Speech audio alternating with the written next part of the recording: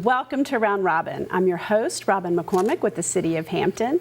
And today we are going to talk about something that you can do to reduce your water consumption, to reduce some flooding, and to keep some of the pollutants from going into the bay. And it will surprise you. My guest is Cris Ausink from the Hampton Clean City Commission. Welcome back, Cris. Well, thank you for having me.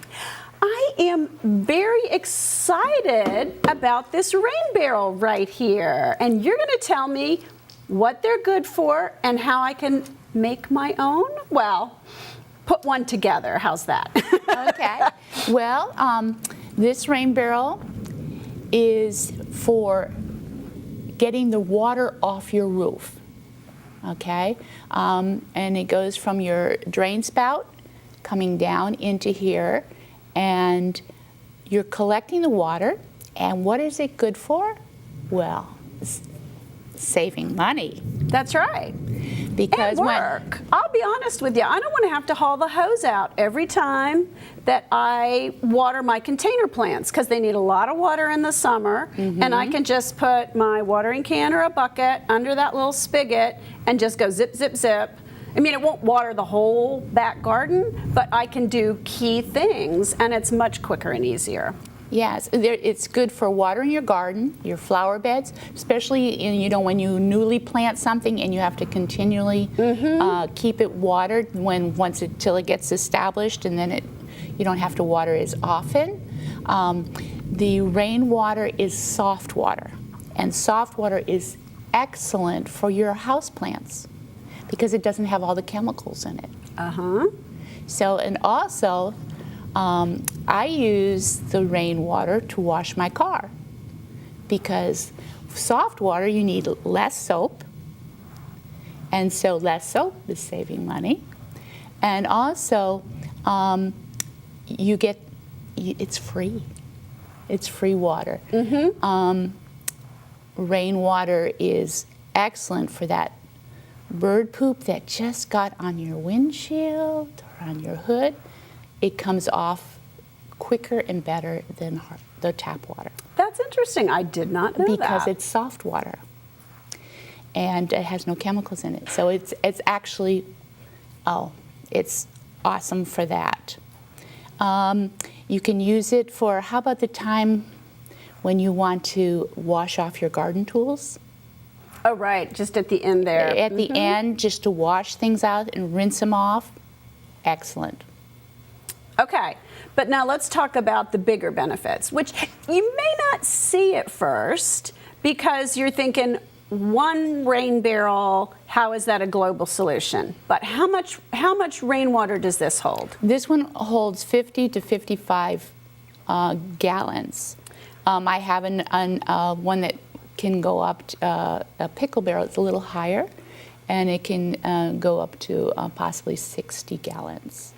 So what I'm doing, and I will tell folks, we are taping this at a time where I don't think it has stopped raining for like 30, 40 days. Like if you walk in my backyard, you are walking on a sponge. The ground can't really absorb any more water at this point. Right. And so, while my yard is, I'm keeping 50 gallons out of the soil, which means that's 50 gallons that isn't running off. It's not this, because the soil can't absorb it.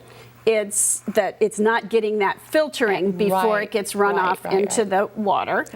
And so all those things are not happening. And while I am not a global solution, if all of my neighbors had a couple of these, think how much we could reduce the pollution in the Chesapeake Bay.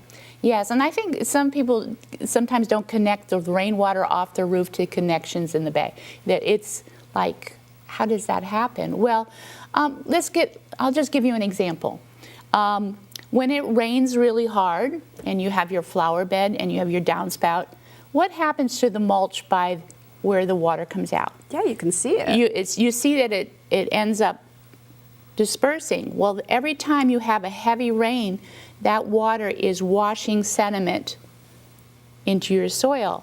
Sediment, fertilizer, all the stuff. Yeah. Well, you just think of if you have a sidewalk, why do you edge the sidewalk?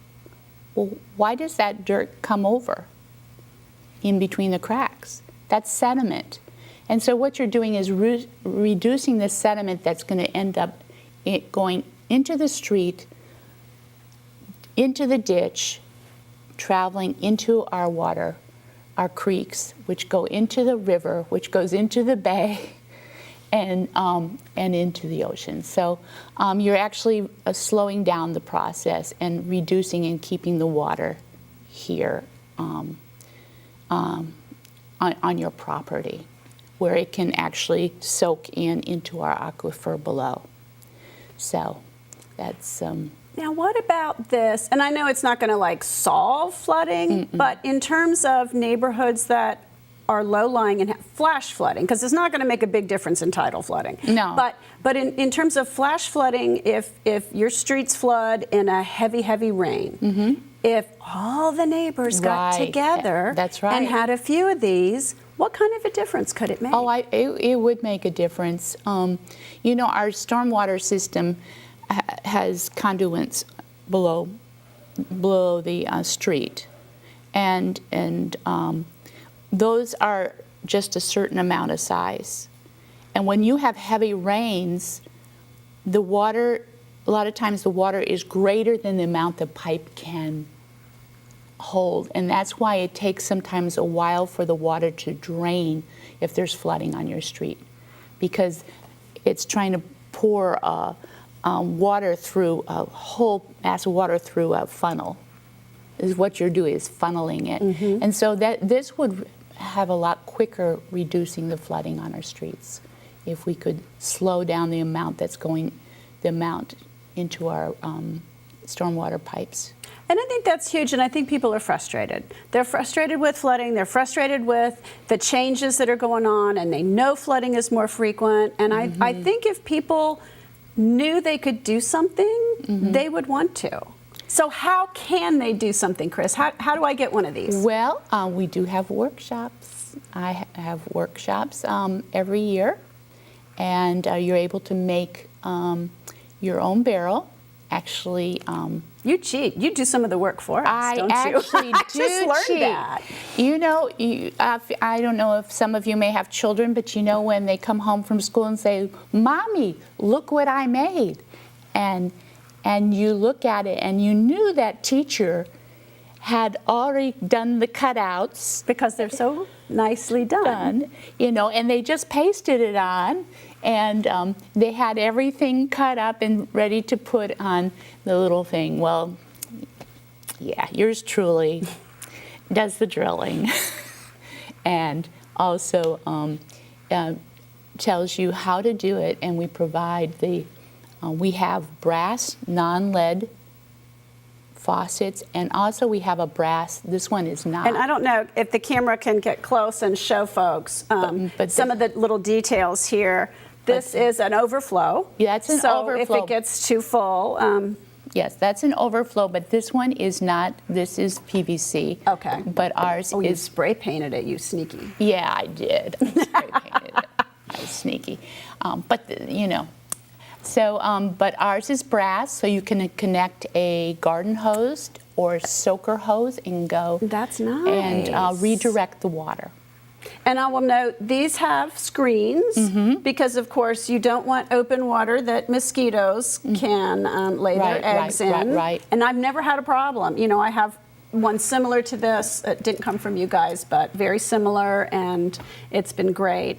Yeah. And I just learned from you right before the show that I should be cleaning it out once in a while. Yeah. Like in August when it's empty, well, July and August when it gets empty. We have in rain has pollution in the air, and the water and algae and stuff. The water goes through the screen, and then you'll find you do need to clean it out, because at the end when it's empty, you'll find sediment from the water down at the bottom. Yeah, because it's not straight water that's coming into here. It's whatever's in my gutters. Right. And drain pipes that's getting washed into. Right. So whatever's in that. So, you should clean it out. Yes, ma'am. Yeah. But this is, we have classes available, and There'll be, I suppose you'll announce the dates. So what we're going to do is we're going to have the producer put those dates up on the screen. We're not saying them today because we're going to rerun this because you guys do this periodically throughout the year, and we want to be able to notify people as you have new dates coming up. Yeah, sometimes I do them. I usually do them in February, March, while you're dreaming of your garden, and then while it's raining cats and dogs, like it has been, and then sometimes I do one in the summer. Yeah. And it does cost money because you're reimbursing. And let's also, here's another thing: we're giving new life to these olive barrels and pickle barrels. Right. They're not going to the landfill. They're being reused, which is a wonderful solution also for a large chunk of plastic there. Right. Yes, we do have to, your fee is paying for the barrel, which we have to pay for, and also the brass faucet and overflow. We provide the marine caulking because you want to make sure you get caulking that you don't want it to leak. To endure water and high temperatures and cold temperatures. So. And then, you know, this is not necessarily gonna fit straight under a drain pipe, so I don't know what other people do. I have one of those little flexible pieces kind of coming out from my drain so that it comes to it. Yeah, you can, in my home, I actually cut the downspout and shortened it, kept the piece, because you can, and if you want to change it, you can just reattach the piece, or you want to take it with you if you sell your home. But the downspout just redirected it here. Yeah. Now, some people may not have downspouts or drain spouts, but in some homes where the two buildings, like a garage and stuff, L-shape, and there's a lot of times where excessive water where the two roofs meet and it comes down. This is perfect. Well, you know, you can just go outside and look at your house and see where your water's coming down, and just take your umbrella out in a rainstorm and see where your water's coming. If you don't have a downspout, or where it's overflowing and it's not working, this is you can use it there. So there's a lot of uses. I actually have had people who say, well, I have a well for my garden. They have dug a well, but during drought seasons, that well runs dry, and this is perfect for that. And your well takes electricity.